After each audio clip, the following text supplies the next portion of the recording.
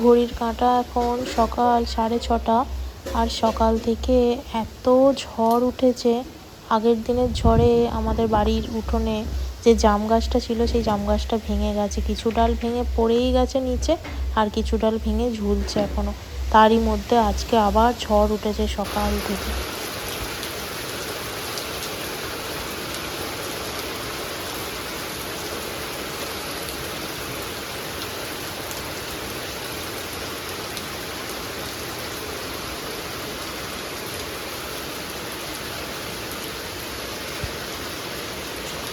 Morning, ঘড়ির কাঁটা এখন সকাল 8টা থেকে তো বাইরে মুষলধারে বৃষ্টি শুরু হয়েছে। একটু আগেই আকাশটা অন্ধকার করে এলো আর তারপরই মুষলধারে বৃষ্টি হচ্ছে। গত পরশু দিন থেকেই আমাদের এখানে ওয়েদার ভীষণ খারাপ। পরশু দিনে রাতের দিকে বৃষ্টি হয়েছে, মানে সন্ধ্যের দিকে বাপের বাড়ি গিয়েছিলাম, তখন আসার সময়তে প্রচণ্ড মুষলধারে বৃষ্টি হচ্ছিল। কালকেও বৃষ্টি হয়েছে বিকালের দিকে, তবে গত দুদিনই সকালের দিকে কোনো বৃষ্টি হয়নি। সকালে বেশ চড়া রোদ আর সন্ধ্যে হলেই একদম বৃষ্টি শুরু হচ্ছিল। আর আজকে এত ওয়েদারটা খারাপ, একদম সকাল থেকে, মানে রাতের দিকেও বৃষ্টি হয়েছে, ভোরের দিকেও হয়েছে, আর সকাল থেকে একদম মুষলধারে বৃষ্টি শুরু হয়েছে। কাকিমার কাজকর্ম হয়ে গেছে, কিন্তু কাকিমা এখনও পর্যন্ত বাড়ি থেকে বেরোতে পারছে না, এত ঝমঝমিয়ে বৃষ্টি পড়ছে। আর আমিও সকাল সকাল স্নান সেরে পুজোটাও দিয়ে দিলাম।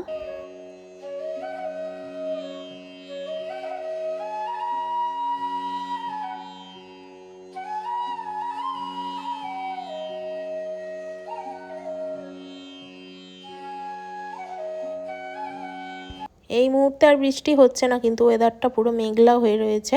সেই সকালে তো একদম এত ঝমঝমিয়ে বৃষ্টি হলো, তারপর থেকে এখনো পর্যন্ত উঠোন সব কিছুই ভেজা ভেজা রয়েছে, গাছপালা।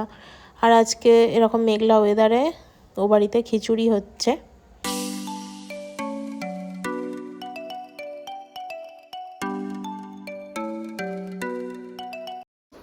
এখানে রোমিও শুয়ে রয়েছে। Romeo, Romeo. অথচ আমি দেখেছি যে অন্যান্য বাড়ির ডগিদের মানে টক দই দিয়ে ভাত মেখে দিলে তারা কি ভালো একদম চেটে পুটে খেয়ে নেয়। আর রোমিও একদম টক দই দিয়ে ভাত খেতে পারে না। সামান্য টক দই বাটিতে দিলে হয়তো একটু চেটে পুটে খায়, তাই সেটাও ওর নিজের ইচ্ছা মতো, কোনো দিন খায় কোনো দিন খায় না। আর প্রত্যেক দিনই তো ওকে ভাত মেখে খাইয়ে দিতে হয়। নিজে ভাত টাত খায় না, নিজে রাতেও খায় না, দুপুরেও খায় না, সবসময়তেই ওকে ভাত টাত মেখে হাঁ করিয়ে খাইয়ে দিতে হয়। প্রত্যেক দিন এটা আমার একটা আলাদা করে কাজ থাকে। দুপুরে রাত্রে ওকে খাইয়ে দিতে হয়, নিজে ও খায় না।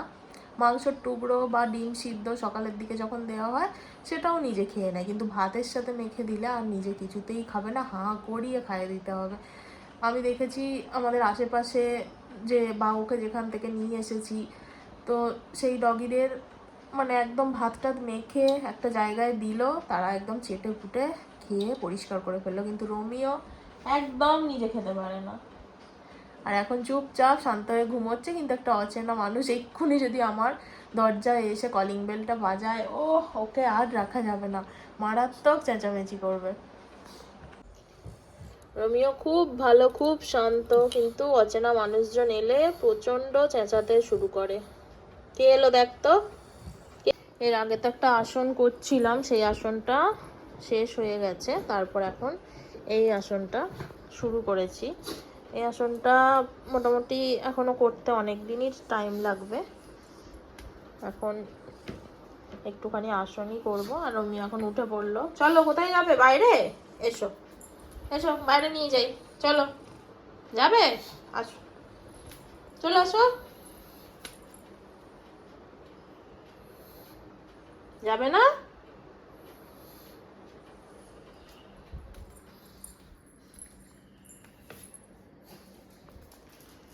এই তো এসেছে, বসো।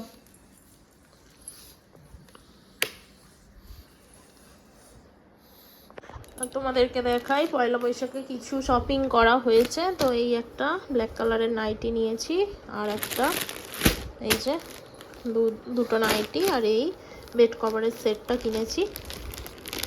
এছাড়াও বেড কভারের সেট কেনার সাথে সাথে আবার মাথার বালিশ, পাশের বালিশেরও কভার কিনেছি এক্সট্রা করে।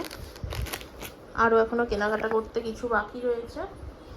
ইভিনিং, ঘড়ির কাঁটায় এখন সন্ধ্যে 6টার সময় রেডি হয়ে নিয়েছি। এইমাত্র সন্ধ্যে দেওয়া হলো, গোপালের সেবা দেওয়া হলো, তারপরে যাব এখন একটু বাপের বাড়ি। তো বেলা থেকে তো ওয়েদার ভীষণ খারাপ, আর এখন মানে দুপুরের পর থেকে এখন পর্যন্ত বৃষ্টি হচ্ছে না। আবার হয়তো যে কোনো মুহূর্তে বৃষ্টি আসতে পারে, কারণ মেঘলাই হয়ে রয়েছে।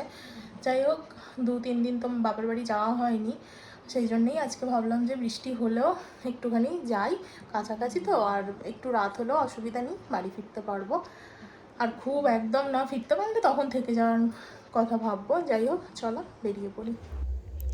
তো বাপের বাড়ি চলে এলাম। এখানে মা এগ রোল বানিয়েছে, সেটাই এখন রাই খাচ্ছে, আমিও খাবো একটু পরে। এখন একটুখানি তড়কা টেস্ট করছি, কাকিমা দিয়ে গেল।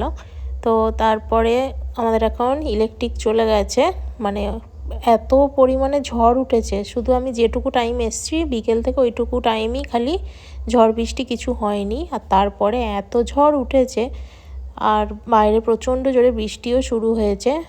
তো এই লাইটগুলো লাগানো ছিল বলেই মা এখন খাবারটা করতে পারছে। দেখবে বাইরেটা তোমাদের দেখাই।